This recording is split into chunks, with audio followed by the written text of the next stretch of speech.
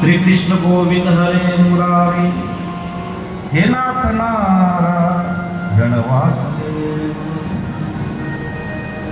14 વર્ષ સુધી વ્રતો લઈ અયોધ્યા બેઠી છે. કોઈ કોઈની સાથે વાત કરતું નથી. બધા ભગવાનનું નામ લઈ રહ્યા છે. નામ લેતે આંખમાં આંસુ આવી જાય. શ્યામ વ્રત લાગે,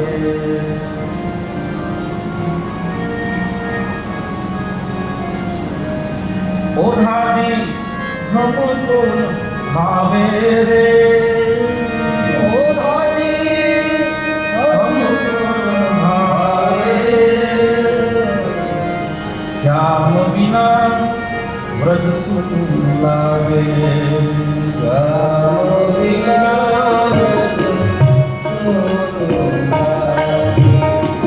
કૃષ્ણ ગયા મથુરામાં વૃંદાવન છોડીને, અને પછી જે લોકોની દશા થઈ,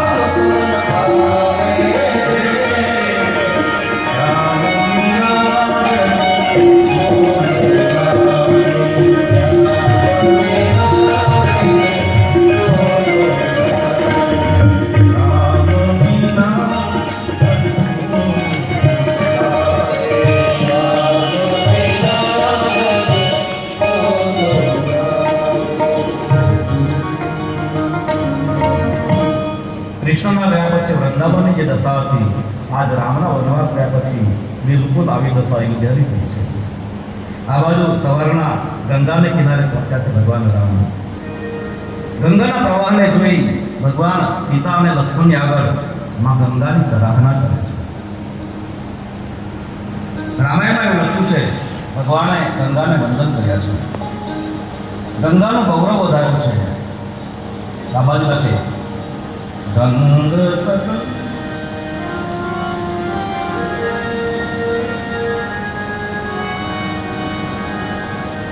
ગંગ સકલ મુદ મંગલ મૂલા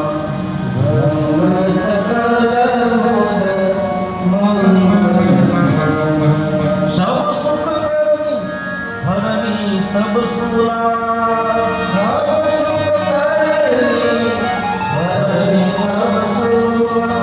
ગંગાના પ્રવાહને જોઈ ભગવાન ગંગાનું ગૌરવ વધારે કાયમ કરે છે. ઘણી બધી કથાઓ કહે છે કે આ અતિ પાવની ગંગા છે. ગંગાના દિવ્ય પ્રવાહને નિહાળી રહ્યા છે ભગવાન. અને ગંગા માટે તો શું કહેવાનું, ગંગા ગંગા છે.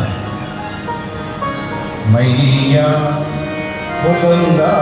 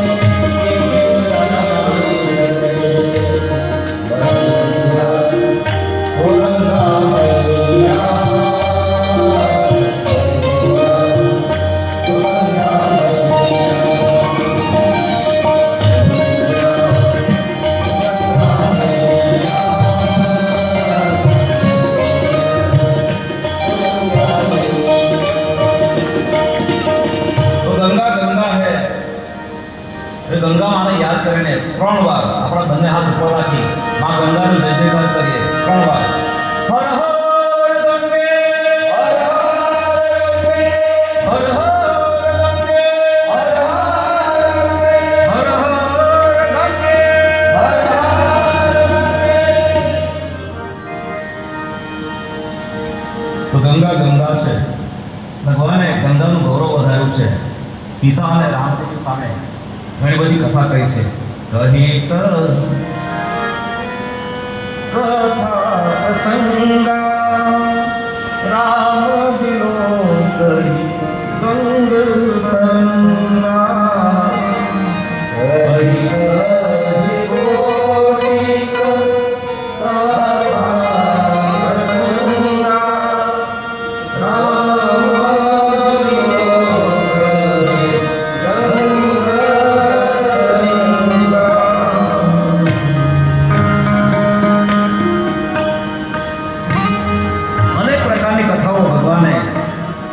લક્ષ્મણ અને સીતાને સંભળાવી છે. ગંગાનું ગૌરવ વધાર્યું છે. તો ભગવાન રામ આ રીતે ગંગાને કિનારે આવ્યા છે અને એ સમાચાર વિશાલપતિ ગુહને મળ્યા છે. નાનું એવું ગામ સંગવેત જેમાં વિરોધી વસ્તી સદીઓથી જે સમાજને એને લોકો તિરસ્કૃત એ સમાજ વિરોધનો સમાજ અને એવા એક ગામનો માલિક ગુહ પોતાના કુટુંબના સદસ્યોની સાથે ગંગાને કિનારે રામ આવ્યા છે એમ સાંભળી અને ક્યાં આવ્યો. આ આદમીએ રામે અહલ્યાનો ઉદ્ધાર કરેલો એ સાંભળી કે વાત એને સાંભળ્યું કે રામ પતિતોનો ઉદ્ધાર કરે છે. મનમાં એવું હતું હું રામના દર્શન કરવા માટે જાઉં. રામને હું અડી શકીશ તો નહીં, સ્પર્શ નહીં કરી શકું, પણ મારી સાથે કદાચ એ બોલશે પણ નહીં, પણ કદાચ હું એને દૂરથી પ્રણામ કરું અને ત્યારે એકવાર મારી સાથે જોઈ લેશે તો મારું ઉદ્ધાર થઈ જશે. આવો ભાવ નહીં એ ગુહરાજ પોતાના કુટુંબ સાથે પરિવાર સાથે ગંગાને કિનારે આવ્યા છે. આ બાજુ રામ લક્ષ્મણ અને વૈદેહી ગંગાના કિનારે રેતીના પટમાં ઊભા છે, સુમંતની ઊભા છે. અને ત્યારે ગુહરાજ એ દૂરથી પોતે જે સાથે લાવ્યો છે ફળ ફૂલ એ બધું નીચે રેતીમાં મૂક્યું છે અને રેતીના ત્યાં જ દૂરથી જ પગે પડ્યો છે. કહેવા લાગ્યો કે ભગવાન એક પાપી તમારા શરણે આવ્યો છે. પોકારે છે, એક પાપી તમારે શરણ આવ્યા. ધ્યાન દેના, પાપની કબૂલાત ત્યાંથી પુણ્યની શરૂઆત થાય છે. જ્યારે માણસ પાપની કબૂલાત કરે છે ત્યારથી પુણ્યની શરૂઆત કરી લે છે. तो पाप की कबूलात पुण्य का प्रारंभ है. पुण्य का सुकृत का श्री गणेश है. આ બાજુ બાબાજી એમ કહે છે, જ્યાં ગુરુરાજે દંડવત પ્રણામ કર્યા છે રીતિના પટમાં, અને ત્યારે ગોસ્વામી તુલસીદાસજી એમ કે ભગવાન એકદમ જ્યાં ઉભા હતા ત્યાંથી દોડ્યા છે. ગુરુરાજને તો કલ્પના પણ નહોતી કે આવું બનશે. એકદમ ભગવાન આવ્યા છે, પોતાના આધાર બહોળને લાંબા હાથથી ગુરુને ઉપાડ્યો છે. ગુરુ આવો બાપ, એને તો શંકા હતી કે ભગવાન મારી સામે માંડ જોશે તો પણ વાંધો નહીં, મને અડવાની તો વાત જ નથી. અને ત્યાં જ ભગવાન દોડતા આવ્યા, ગુહને ઉઠાવી અને ગુહને એ ગંગાને કિનારે ગળે લગાડ્યું છે, ભેટ્યા છે ભગવાન. અને આ રીતે ભગવાને रामराज्य उद्घाटन કર્યું છે. रामराज्य का उद्घाटन ऐसे हुआ. राजगादी पर બેસીને रामराज्य ન થઈ શકે. વનમાં ફરીને નાનામાં નાના માણસને પ્રેમ આપીને આ રીતે રામરાજ્ય થઈ શકે. ગળે લગાડ્યું છે ગુહને. વિચાર કરા ગુહની દશા શું થઈ હશે. કલ્પના પણ નહોતી કરી યાર કે આવું બનશે. उसका पूरा परिवार रोने लगा. गुरुराजे ત્યાર પછી સીતાજીને, લક્ષ્મણજીને, સુમંતને પ્રણામ કર્યા છે. એમને પ્રણામ કરી અને હવે રામે ગળે લગાડ્યો એટલે ગુરુરાજને હિંમત આવી ગઈ છે. એમ કહેવા લાગ્યો કે પ્રભુ મારા નગરમાં પધારો, રંગવીરપુરમાં પધારો. લક્ષ્મણજીના સામે હસવું આવી ગયું કે જ્યાં આને ગળે લગાડ્યો એટલે આ પોતાના ગામને નગર કહેવા લાગ્યો. મનમાં હસવા લાગ્યા લક્ષ્મણજી. એટલે લક્ષ્મણજીનું હાસ્ય જોઈ અને ગુરુરાજ બોલ્યો છે, મેં મારા ગામને નગર કહ્યું એટલે તમારા આ ભાઈને હસવું આવે છે, પણ મેં સમજીને નગર કહ્યું છે. કારણ જ્યાં રામ હોય ત્યાં જ અયોધ્યા હોય, જ્યાં સૂર્ય હોય ત્યાં અજવાળું હોય. આજ તો ગામડું બની ગઈ તમારી અયોધ્યા, મારું ગામ આજ નગર બની જાય છે. કારણ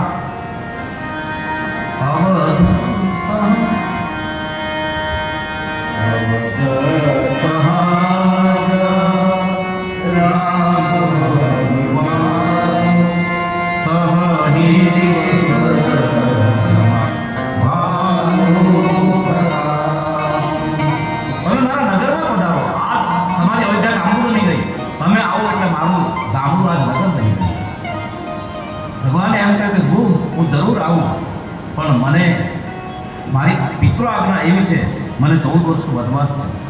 અને વનવાસ છે એટલે મારે મુનિના વ્રતો ધારણ કર્યા છે. ફળફૂલ ખાવાના, ભૂમિ શયન કરવાનું. હું નગરમાં ન આવી શકું, ગામમાં ન આવી શકું. ના સાંભળી ગુરુરાજની આંખોમાં આંસુ આવ્યા કે પ્રભુ હજુ અમારું પુણ્ય ઓછું પડે છે કે જેથી તમે અમારા ગામમાં, અમારા ઘરે આવી શકતા નથી. ભગવાન બોલ્યા કે તું આવું નહીં બોલ. મને પણ ઈચ્છા થાય કે તારા ઘરે આવું, તારા ગામમાં આવું. મારો પિતૃ આજ્ઞા ના પાડે છે. અને પછી ગુહે એમ કહ્યું તો ભલે વાંધો નહીં, પણ મને અહીંયા તમને અમે કુટિયા બનાવી આપે, એક રાત્રે મુકામ તમે અહીંયા કરો, એક રાત મુકામ ગંગાને કિનારે અમારા ગામને પાદર. ભગવાને ગુહને કહ્યું કે તું શું કામ આગ્રહ કરે છે, નીકળી જવા દે ને, અમને આગળ જવા દે. કારણ કે જેટલું દૂર જવાય એટલું મારે નીકળી જવું છે, નહીંતર અયોધ્યાથી લોકો પાછળ આવી રહ્યા છે, અમને પકડી પાડશે. તો પછી ગુહે કહ્યું કે મહારાજ તમે આ રીતે અમારા ગામના પાદર આવી જતા રહો. હું તો તમને મળ્યો, મારું પરિવાર તો મળ્યું, પણ મારું ગામ ગરીબ છે. બધા જ લોકો મજૂરી ગયા છે, કોઈ ઘરે નથી. કોઈ લાકડા કાપવા ગયું છે, કોઈ બીજી કામમાં ગયું છે. એ લોકોને તમારા દર્શન ક્યાં થશે? મારા આખા ગામને પણ તમારા દર્શન કરો. એમને પણ પ્રાપ્તિ થવી જોઈએ. રાજા તો એ જ કહેવાય ને, આખી પ્રજાનું પણ કલ્યાણ વિચારે, હિત વિચારે. તો સંવેકનું રાજા આ વીલ ગુરુરાજ પોતાના આખા પ્રજાનો વિચાર કરે છે કે બસ મારા આખા સમાજને પણ તમારા દર્શન થવા જોઈએ. બસ આપ રોકાઓ. ને આ મુદ્દા પર પછી ભગવાન રોકાયા છે. સંધ્યાનો સમય થયો છે. વીરોના ટોળે ટોળા સંધ્યાના સમય ત્યાં આવ્યા છે. જેના હાથમાં જે હતું લઈ લઈને ભગવાનની સામે મૂકવા લાગ્યા છે, ભગવાનના ચરણમાં ધરવા લાગ્યા છે. હાથમાં લાકડા હતા એ લાકડા ધરે, કોઈ ફૂલ લાવેલો ફૂલ ધરે, કોઈ ફળ હતું કે ફળ ધરે, જે કંઈ હાથમાં હતું એ બધું ધરાવવા લાગ્યા છે. હવે ભગવાનને પણ ભાવથી મતલબ છે ને, પદાર્થ સાથે ભગવાનને બહુ લેવા નથી.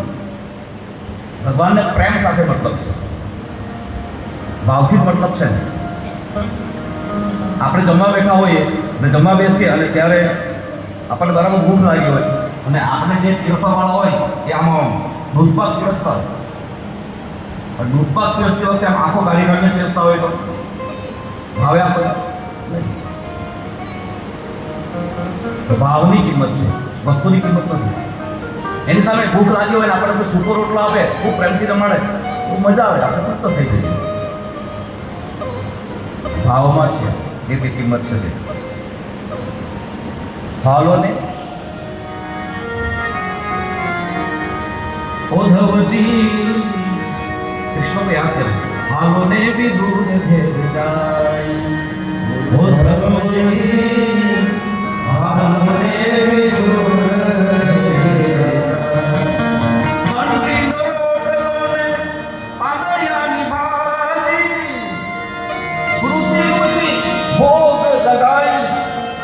ઉદ્ધવજી હાલો ને વિદુર ઘેર જાય,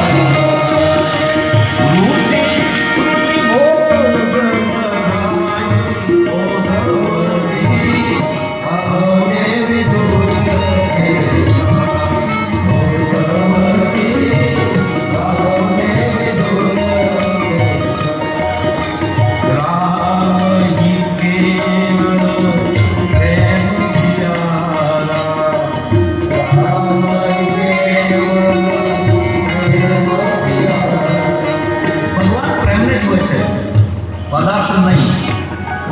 અને તેથી ભગવાનની સામે જે કંઈ ધરી રહ્યા છે, ફૂલ ફળ લાકડા, ભગવાને બધું સ્વીકાર્યું.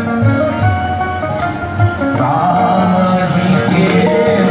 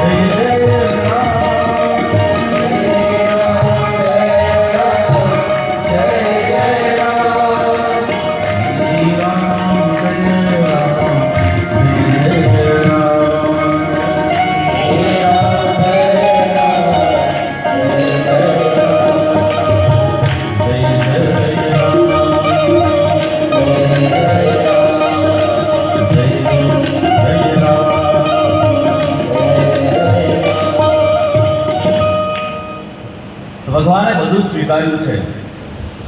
આ બાજુ બધા વીરોની સાથે ભગવાને ફલાહાર કર્યો છે સાથે બેસીને. સ્વીકાર્યું એટલું જ નહીં, બધાની સાથે ભેગા મળીને ફલાહાર કર્યો છે. રાત્રે 8 ભગવાન વહેલા સૂઈ ગયા છે. ગંગાનો કિનારો છે, થાક પણ લાગ્યો છે, અને આ ગુહરાજ અને આ લોકોનું આટલું પ્રેમ ભર્યું આતિથ્ય, પથારી જે દરબારની હતી તેમાં ફૂલો સજાવી આપ્યા છે. આ રીતે ફૂલો સજાવી સૈયાને કોમળ બનાવેલી છે. આ રીતે ભગવાન આજ જલ્દી સૂઈ ગયા છે. શ્રી સીતાજી સૂતા છે. ગુહરાજ પોતાના વીરોને સૂચના કરે છે કે ચારે બાજુ ઉભા રહો, ચોકી કરો. કોઈ હિંસક પ્રાણી આવવું ન જોઈએ. રામજીની નિદ્રામાં કોઈ વિક્ષેપ ન થવો જોઈએ. લોકો બધા વિચાર કરે કે અમારો માલિક આ ગુહરાજ આજે એવી સૂચના કેમ આપે? કારણ કે આ જગ્યા પર કોઈ હિંસક પ્રાણી આવે એવું છે જ નહીં. કારણ કે અમે જેટલા હિંસક છીએ એ બીજું કોઈ હિંસક આવી શકે નહીં. અને છતાં ગુહરાજે બધાએ ભાગવાનું છે ફરજિયાત, કોઈએ સૂઈ જવાનું નથી. કારણ ગુહરાજ જાણતો હતો કે તમસાના કિનારે અયોધ્યાના લોકો બધા સૂઈ ગયા, તો બધાને સૂતેલા મૂકીને ભગવાન ત્યાંથી નીકળી ગયા. ગુહરાજ વિચાર કર કે ક્યાંક મારું ગામ સૂઈ જાય અને પછી ભગવાન અહીંયાથી અમને બધાને મૂકીને જતા રહે તો ના, આખા ગામને જાગૃત રાખવું છે. એસા હોના નહીં ચાહીએ. બધાને હાથમાં ભાલા આપી, શસ્ત્રો આપી અને પહેરામાં મૂક્યા છે. કોઈ સ્વરનું નથી. પોતે હાથમાં ધનુષ્માન લીધું છે. જ્યાં રામજી સૂતા છે ચોકી કરવા માટે. એક બાજુ લક્ષ્મણજી જેનું અખંડ જાગરણ છે,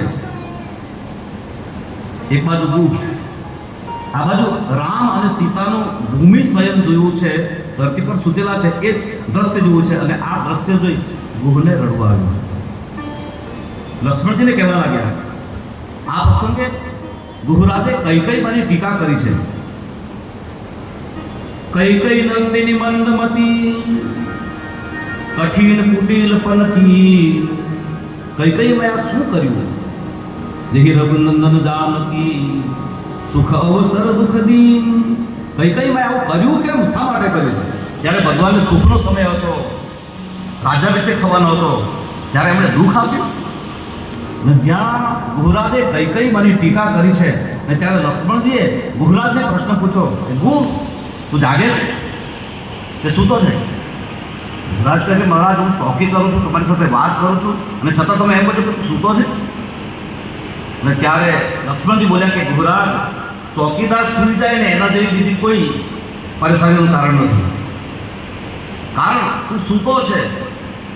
તું જો જાગતો હોત તો કઈ મારી તે ટીકા ન કરી હોત. તું કઈ મને દોષ ન દે.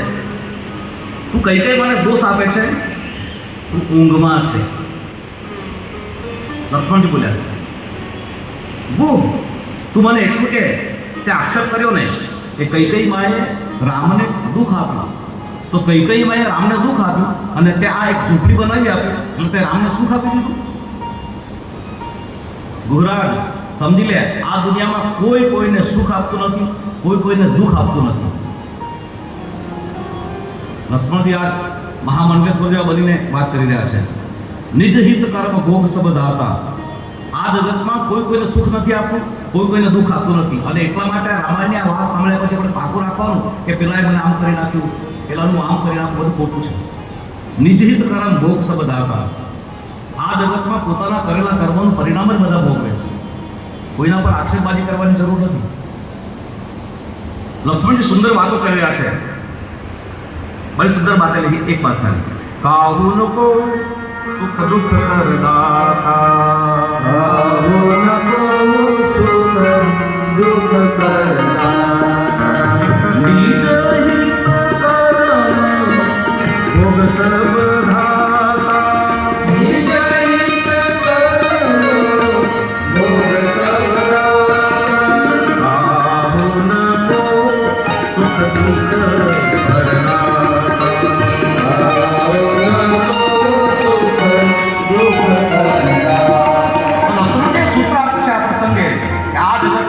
કોઈને સુખ આપતું નથી, કોઈને દુઃખ આપતું નથી. સુખ અને દુઃખ એ આપણા જ કરેલા કર્મોનું પરિણામ છે. આ તો આપણી અજ્ઞાનતાને લઈને, આપણી ના સમજના કારણે આપણે આરોપબાજી કરીએ કે ફલાણાએ મને દુઃખ આપ્યું એટલે ફલાણાએ મને બહુ સારું કરી આપ્યું. ના, આપણાને આપણા સિવાય બીજું કોઈ સુખી ન કરી શકે, આપણને આપણા સિવાય બીજું કોઈ દુઃખી ન કરી શકે. જન્મ તુજે અનમોલ મિલા,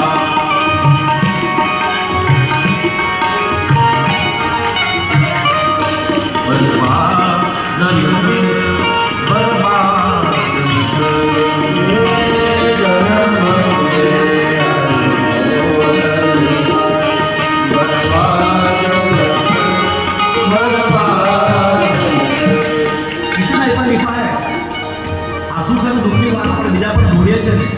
बहुत अच्छा लिखा. दिल्ली कोई कवि है ये दुख जो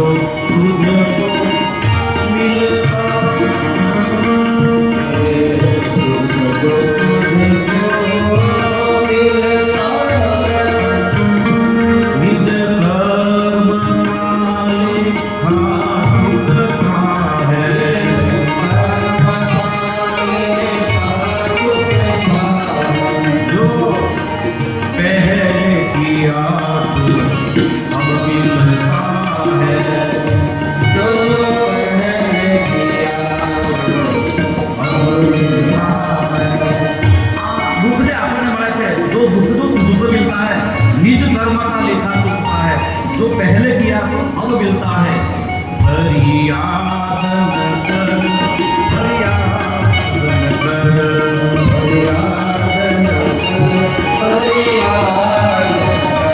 ये जन्म